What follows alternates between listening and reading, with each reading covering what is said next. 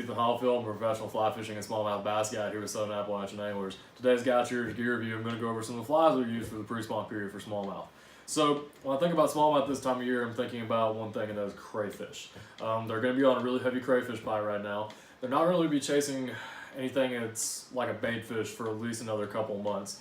That's mainly because they're coming out of their winter lull. They're not really in the mood to chase anything right now. They're looking for an opportunistic meal that is relatively active. And the one thing that is relatively active in our rivers right now is crayfish.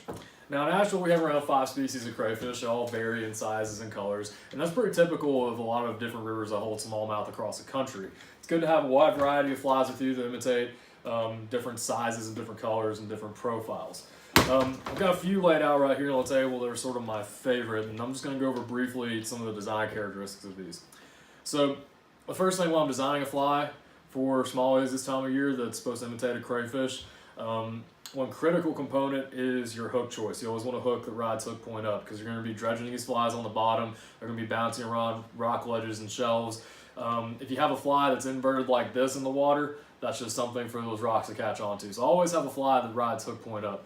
Another critical aspect of fly design, your fly selection, is weight.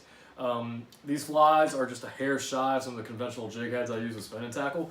You want a fly that's going to get down to the bottom relatively quickly because these fish are still holding in their wintering spots. They're not going to be in any sort of shallow run or shallow cover, at least not for a couple of months. So you want a fly that's going to get down to those fish relatively quickly. Last component that I'll look for is profile.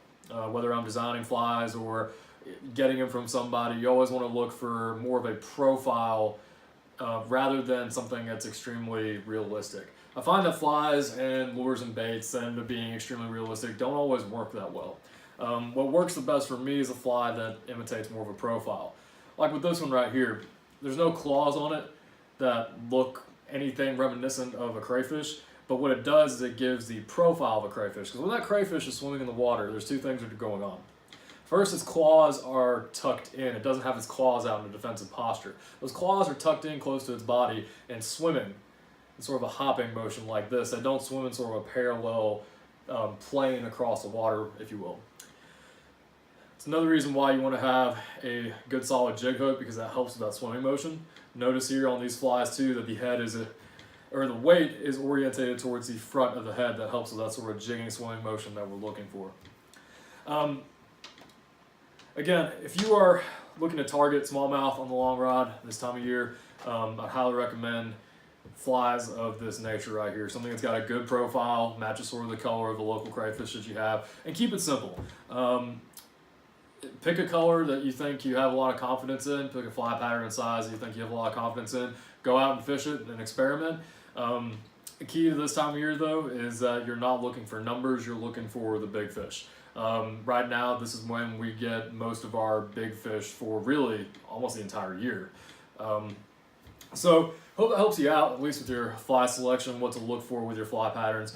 If you have any questions on fishing techniques, how to fish these more specifically, feel free to give us a holler at Southern Appalachian Anglers. We'd be more than happy to help you out. Timelines, everybody.